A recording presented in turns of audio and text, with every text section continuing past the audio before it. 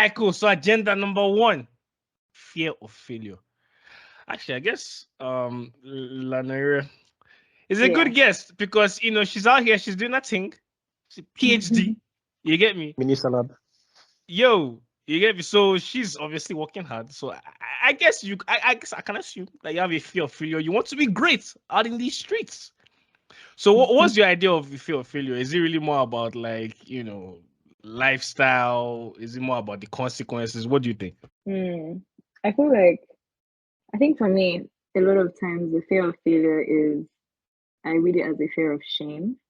So a lot of times people are scared to fail because they're scared of shame. But I try to live a life that is free of shame, and so I'm not as scared of failure as I was many years ago. So I think it applies for many like areas of my life. So when it comes to career, I just try my best to take risks and think of it more so as, what would my future self require of me in the present. And then when it comes to like other areas like hobbies or relationships or my writing, for instance, I'm just trying my best to essentially just be myself, as cliche as that sounds, and remind myself that like I can never lose. Like no matter what, I feel like I have a very I'm very, very and maybe this is where faith comes in, but when it comes to like being convicted of who I am as a person, because I know who I am and what I carry, even when failure seems like it's near, I know I can never lose because it's never failure. Or if it is failure, it's not the kind of failure that would ruin me. It's the kind of failure that would just allow me to take a detour to something else in my own life. So yeah. Okay. Let me push you a bit. So I guess, okay, well, what do you define as failure, I guess, in general? In contrast to what you just said, yeah. What would failure then look like? Because it seems like what you're doing is, which again, don't get me wrong, that's just human nature. I would do the same thing. If like things don't go my way, it's like now we take that L and flip it. We turn the L's into lessons, you get me? But it's still an L though. Yeah, I guess I like that. So, I think failure is an L then, like as you said, I think that's probably the best definition for it, an L. So come on, what you saying? Yeah, actually, so this thing that you just mentioned now, is that because of your faith, like, or where does it come from, like that mindset? I think many things. I think okay, ironically, it's probably come from the fact that I failed before, and so I have more confidence. Because I do think like failure is like practice for greater things. I think when you failed a number of times and you maybe overcome that, then you're more confident. So a lot of it just comes from my confidence, and perhaps also faith, because I just know that even when things don't work out in the way I wanted to do, because of like a grand sort of narrative or story to my life, eventually I'll be where I'm supposed to be. So I gain sort of peace from that. Yeah. To be fair, many people do say like experience is the best teacher, so it's kind of hard to argue against someone with that kind of mindset. I think for me, it's fear of failure is a hard one because, well, for most of us, we come from like privileged families. Like we go to the best schools for the most part. Anyway, we go to the best schools. We have like parents who did well. Yeah, we're not talking Avicenna here. Yeah, no Avicenna. Yeah. I mean, to be fair, it's still like it's still a good school. It doesn't lie. I lie. It's still a good school. So like when I look at my parents and my friends, and I look at their parents and the kind of houses we grew up in and what we are exposed to, it's like you're trying to live up to something that's so high up. So it's like if you're a politician's son or a banker's son, you're a lawyer's son, you're someone who aspires to be like your parents. Because for me, like that's the bar I set for myself, because that's what I've seen firsthand. Because like my dad got quite far in his career, I look at him and I'm like, well, this is what I'm going to try and do for myself, so my kids can have a similar life to the one I had. But at the end of the day, like the times are so different, because for them, when they graduated, they were given cars, they were given houses, like people were lining up to give them jobs. Whereas for us, it's the complete opposite. Like we have to work for pretty much everything we have. So that bar we're setting ourselves is not entirely realistic, but we do it nonetheless because it's ambition. Like that's what you want to achieve. So sometimes it's hard for me to look at where I want to go and look at where I am now and be like, well, it's gonna happen. Like I have faith it's gonna happen. Like a lot of times I'm scared like you just never get there.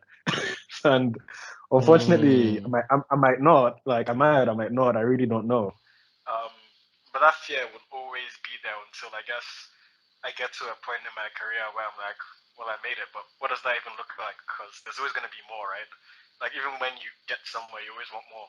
So do you ever actually reach a point where you're satisfied, or are you always going to keep aspiring to have more and then keep yourself at this standard that you're never really going to reach? So you're just in a constant state of failure in a way.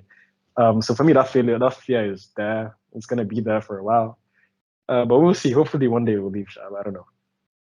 Damn, that got deep real quick, boy. Yeah. But I mean, you were beginning to sound like J. Cole.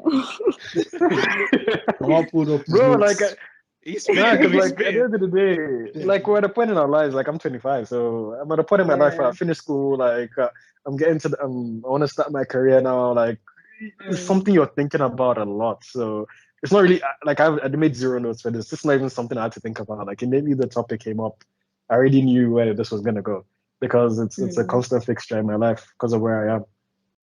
Let me ask you something to come out, because I think it was something you said earlier. What is the motivation for you? Is it like for your future family and future like children or something? Or is the motivation just to be like, oh, okay, maybe like I saw my dad here, so I want to be as good as here, and he's proud or something? Like, what is the motivation? Yeah, that's a tough one as well, man. Like I think for me I look at my past achievements, right? Like from primary school, secondary school, university. Because at the end of the day, when you're younger, you think life is okay, get good grades in school, get a job, and then just live life, right? Like no one really tells you about the bullshit in between. So I felt like I'd positioned myself to be in a place where, I've gotten the grades, I went to a good school and I can get a good job and then like raise my family and, everything will be cool. So that motivation for me, or the motivation for me always came from where I was before and where I think I should be. So it's not always like a realistic expectation on where you're meant to go. It's more of an idealistic thing where I just felt like I've done the prerequisite conditions and now I should have the benefits that come from doing that.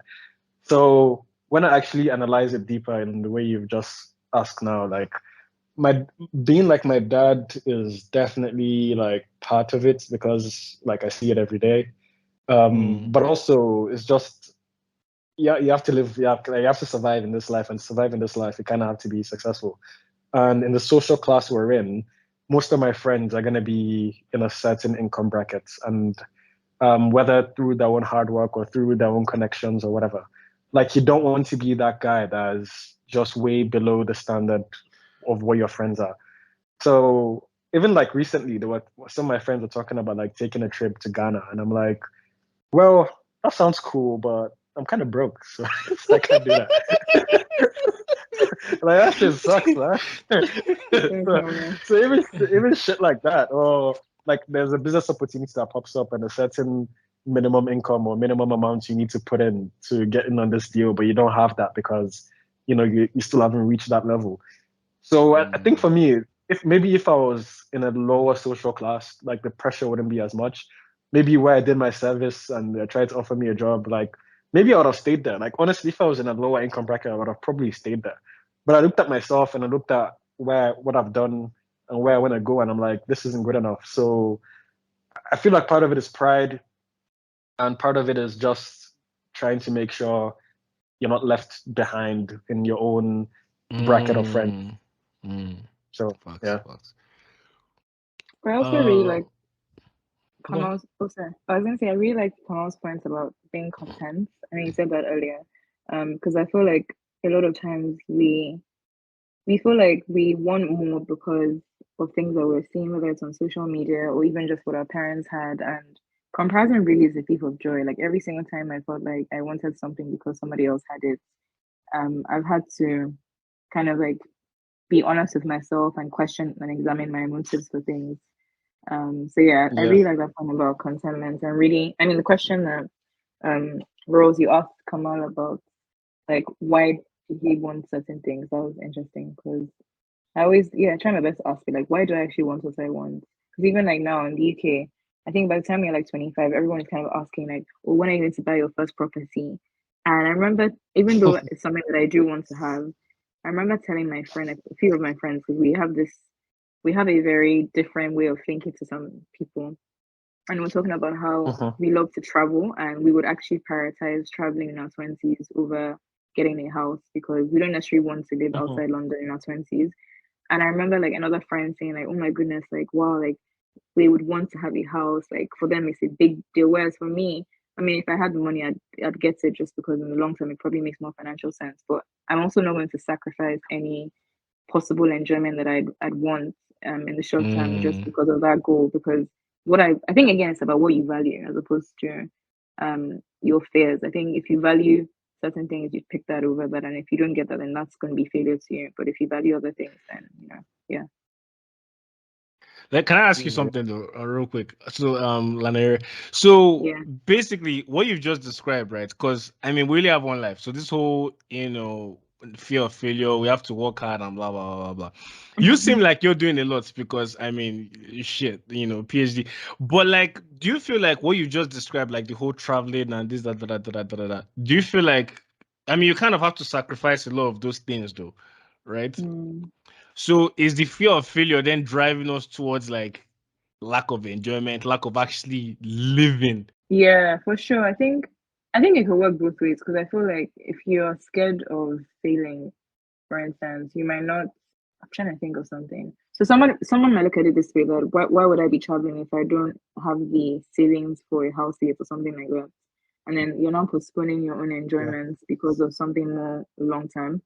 But I think it goes back to what you value. And I think for me, I mean, the opposite of it is success, obviously. I think of success as choosing to follow through with what you value. Like it's more about values.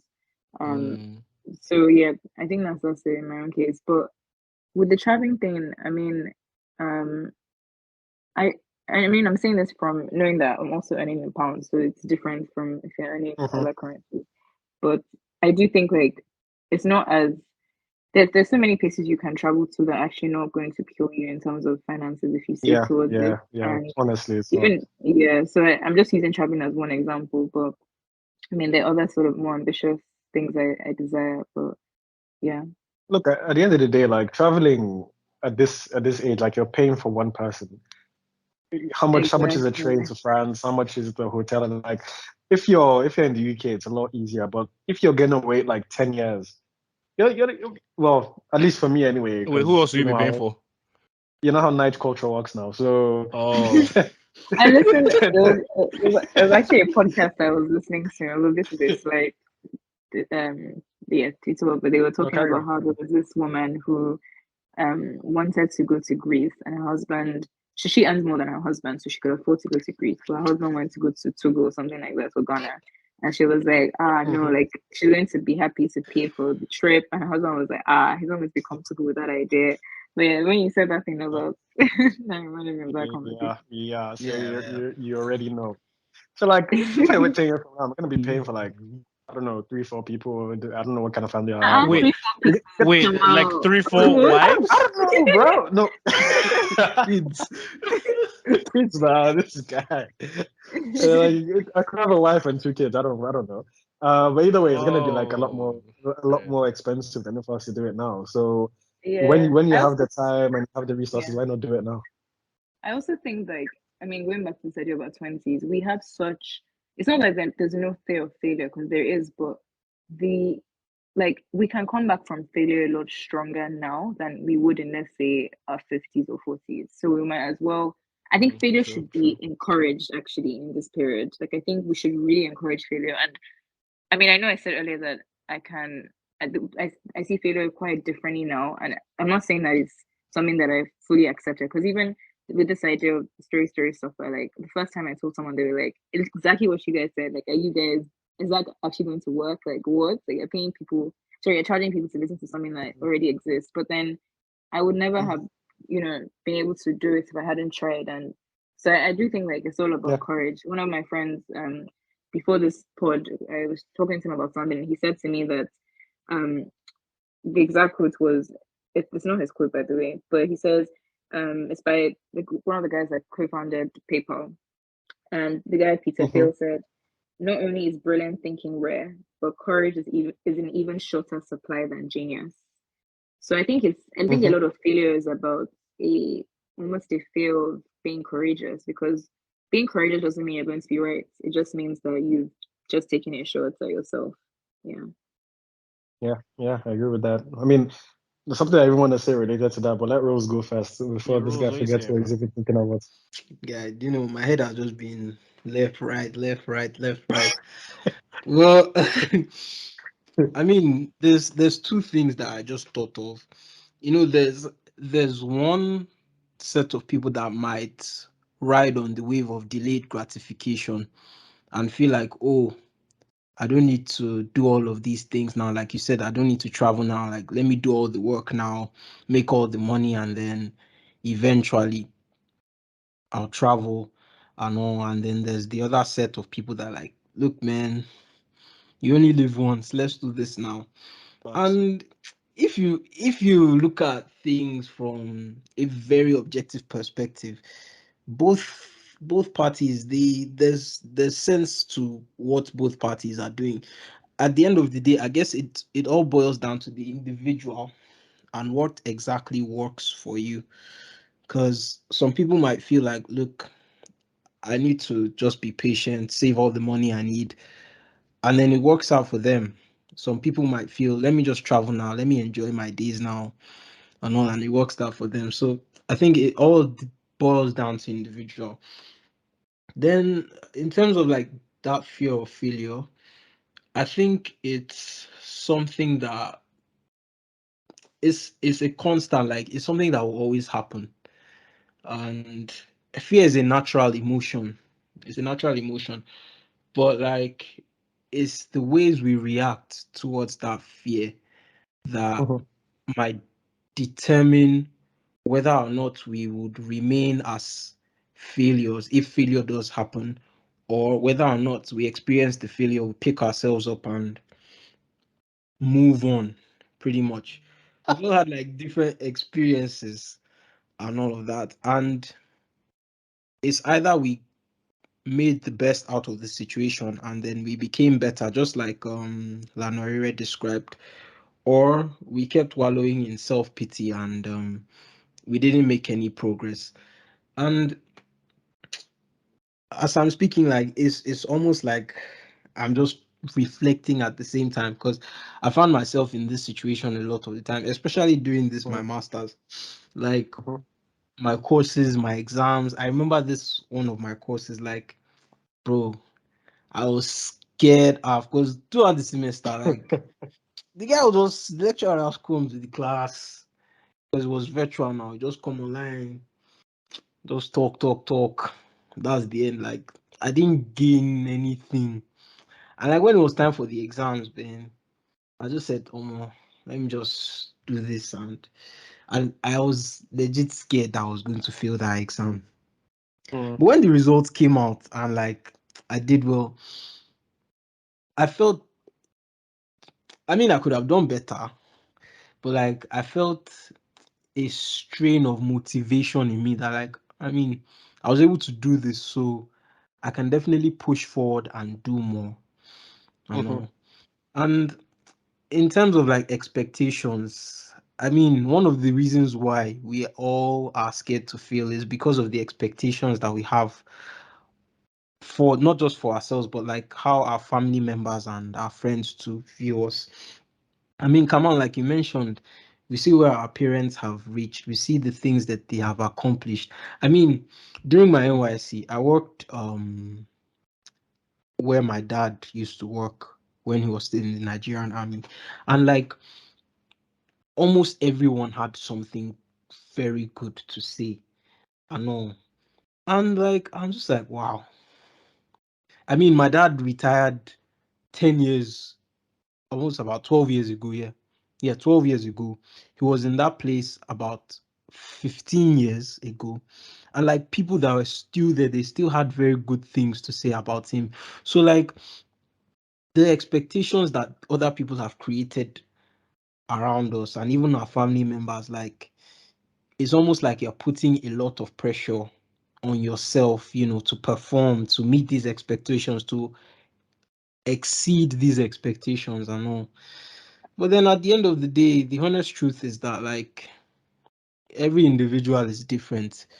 We cannot tie our success to that of our parents or our family members, our friends, because we all have our different timelines and all. And that's something that we should all understand, because at the end of the day, things are different, people are different. Just because I got to the point I want to be faster doesn't mean that, or just because Kamal got to the point that he wanted to be faster doesn't make me a failure, doesn't make Etinosa a failure, doesn't make Lanaire a failure. We all have our different appointed times. I know. We just need to make sure that we don't allow that experience of failure to overweigh us, and we just need to keep pushing on, basically. I was gonna say that I really, really like what you said about expectations, and we all have our appointed times. Because I do think a lot of times the fear of failure is as a result of a feeling like you're not aligned with the season that you want to be aligned in, whereas Yeah. it's just a different season you're supposed to be in. So, for instance, like when I'm okay, I'll give an example, and I'll use my life at the moment because I'm doing a PhD. I'm not earning the money I'm earning isn't like the average sort of salary that a lot of my friends in grad jobs are earning, because I basically get a stipend, which is it's not even salary. It's basically just to cover like basics. And so even though I do like freelance stuff as a writer, my money would just definitely not. It's not going to match the money that my contemporaries are earning, right? But because I value certain things, I spend my money on those things. And what I've realized is whenever I talk to my friends, sometimes they tell me, Lanaire, but like you have so much time, and that is itself a great thing. And I was thinking, but you guys have more money. And it's like for them, actually, no, it's about time. And so one thing I've also realized or have become more grateful for is the luxury of time. And I think sometimes when we're taking breaks from maybe from career or even looking for jobs, like obviously those things are stressful, and the fear of failure is even more crippling. But I think in those seasons, if we're just more grateful for the season that we're in and we don't look at other people, it's just a lot easier to live life. And I really like that your point about appointed times. And then regarding expectations, I do think like a lot of people project the expectations they have from parents onto their lives. So I remember in uni, and this is like a true story from my A-level results day, I was supposed to study law. No offense to like Kamal who did law, sorry, but I was supposed to study law. Yeah, and I basically ended up doing sociology just based off. I missed my grade by 3 marks, and I remember my mom was so. I know it was so painful. My mom was so insistent on this law thing. She was like, maybe go to another university, clear for law here. And I was just like, that was the first time I ever stood up to her. And I was like, no, I'm not going to do this. Like, I just feel like this sociology is the right path for me. And being the mother she is, she did not listen, and she even came to work to convince the like law. I don't know people. I don't know if she thought that was like in Nigerian school. In Nigerian school, where you can convince people to get things. No, you can't. So it didn't work. And I remember being so sad on the day it happened. But then, like, if not for doing sociology, I would not even be writing, or I wouldn't have even done a PhD, because I learned so much from my degree, and I also had time again to do like my shows and just all these things I was able to do at uni. So, if I had listened to her in that time, I know like I don't think I would have actually been happy, to be honest with you. So yeah, I feel like we do project a lot of the expectations we have from parents, even from friends as well. Like you see your friend getting married and you think, now is my time, but no, it's not your time. So yeah. I was even gonna go a different direction, but what you just said reminded me of something. Like, I think the first time I had this same moment you just had, mine was in SS1. So my parents wanted me to do like science-related courses, chemistry, physics, all that nonsense. I hated them. I was not good at them. Like nonsense. Nonsense. Yeah, I was the only one that didn't do like anything science, math related. So that's why at the time it was such a big thing for me to go in that direction. And I'm like, but I'm not good at it. Like I was so the way my school worked in JS3, so there's A, B, C, D, and then the top 20 in the year will be in A class, right?